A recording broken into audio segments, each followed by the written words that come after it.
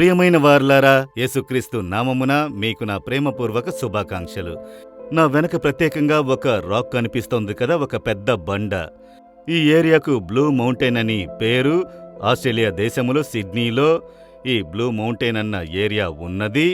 ఇక్కడొక బండ ప్రత్యేకంగా కనిపిస్తోంది కదా, దానికి ఒక పేరు రాసి ఉన్నారు, ఆర్ఫన్ రాక్ అని. అనాథ బండ అని చెప్పి అది ప్రత్యేకంగా ఉంది కదా, అందువలన దానికి ఆ పేరు పెట్టారు. కొందరు నేనొక అనాథగా ఉన్నానయ్యా అని చెప్పి కన్నీరు కారుస్తారు. మీ జీవితంలో కూడా అందరూ నాకు ఉండియు నేనొక అనాథగా ఉన్నానని కలత చెందుతున్నారా? ఒకసారి ఒక గ్రామానికి నేను పరిచర్యకు వెళ్ళాను. అక్కడొక స్కూల్లో మాకు ఉండుటకు ఏర్పాటు చేశారు. అవి నా పరిచర్య ప్రారంభ దినాలు. నేనక్కడ ఉండి కూటములో ప్రసంగించుచుంటిని. ఒకరోజు మధ్యాహ్నం ఒక సహోదరుడు, యవ్వన తమ్ముడు నన్ను చూచుటకు వచ్చాను. ఒక చిన్న బిడ్డ వలె మాట్లాడాడు. అయ్యా, మీ దగ్గర ఒక కార్యము అడగాలి. ఏమిటి తమ్ముడు అని అడిగాను. నాకు తల్లిదండ్రులు లేరు, వారు మరణించారు. ఈ ఊరికి నేను ఒంటరిగా వచ్చాను. అన్ని పనులు చేస్తాను. ఎవ్వరు ఏ పని ఇచ్చినా దాన్ని చేస్తాను. నాకు అన్నం పెడతారు. ఇక్కడ జీవిస్తున్నాను. కొందరు నన్ను చూసి చెబుతారు, నువ్వొక అనాథవి, నీకు ఎవరూ లేరు, నీవొక అనాథ బిడ్డవు కదా అని మాట్లాడుతున్నారు. ఆ మాట నాకు దుఃఖమును కలుగజేస్తోందయ్యా.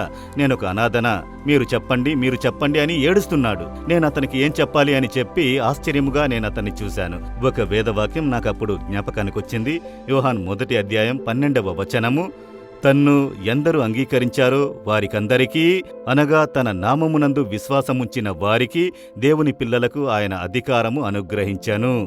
ఆ వాక్యమును అతనికి చదివి చూపించి, నీవు యేసుని అంగీకరించావా అని అడిగాను. అతనిలో వెంటనే ఒక సంతోషము, అతని ముఖం వికసించింది. అవునయ్యా, నేను యేసుని అంగీకరించాను. ఆయన నాతో కూడా ఉన్నారు. నేను ఈ ఊరికి వచ్చిన తర్వాతే నేను యేసుని తెలుసుకున్నాను అని చెప్పాడు. అయితే నీవు అనాథవు కాదు. యేసు నీకు తండ్రిగా ఉన్నారు, తల్లిగా ఉన్నారు, సహోదరుడుగా ఉన్నారు, స్నేహితుడిగా ఉన్నారు. ఎలా నువ్వు అనాథవు అవ్వగలవు అని చెప్పిన వెంటనే అతని ముఖం వికసించింది. సంతోషపడి, నేను అనాథని కాదు కదా. అవును, ఎవరు చెప్పినా ఏం మాట్లాడినా నువ్వు చెప్పు, నేను అనాథని కాదు. నాకొక తండ్రి ఉన్నాడు, నాకొక తల్లి ఉన్నది, సహోదరుడు ఉన్నాడు, మంచి స్నేహితుడు ఉన్నాడు, నాకు యేసు ఉన్నాడని ధైర్యంగా చెప్పిన వెంటనే ఎంతో గొప్ప సంతోషము ముఖంలోనికి వచ్చింది. యేసు తోడుగా ఉంటే అనాథ కాదు. మీరు మిమ్ములను గూర్చి అనుకుంటున్నారు, నేనొక అనాథను, అందరూ ఉన్న అనాథగా ఉన్నాను, నాపై అక్కర చూపటానికి ఎవరూ లేరని కలత చెందుతున్నారా? యేసు చెబుతున్నారు, నీ మీద అక్కర కలిగి నేనున్నాను కుమారుడా, నేనున్నాను కుమార్తె. నేను ఉన్నప్పుడు నువ్వు ఎలా అనాథవ్వగలవు? నేను నీ మీద ప్రేమ కలిగి ఉన్నాను, అక్కర కలిగి ఉన్నాను. నిన్ను జీవింపజేయుటకు సిలువలో నన్నే బలిగా ఇచ్చాను. నీకు అన్ని చేయుటకు నేను ఉన్నప్పుడు నువ్వెలా అనాథవుగా ఉందువు అని దేవుడు మిమ్మల్ని చూసి చెబుతున్నారు.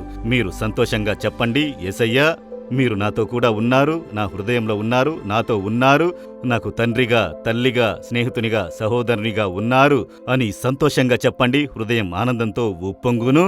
చెబుతారా, యేసు, నేనొక అనాథని కాను, మీరు నాకు తల్లిగా ఉన్నారు, తండ్రిగా ఉన్నారు, స్నేహితునిగా ఉన్నారు, పెద్ద అన్నగా ఉన్నారు. స్తోత్రములు, స్తోత్రములు, స్తోత్రములు యేసు నామములో. Amen, amen.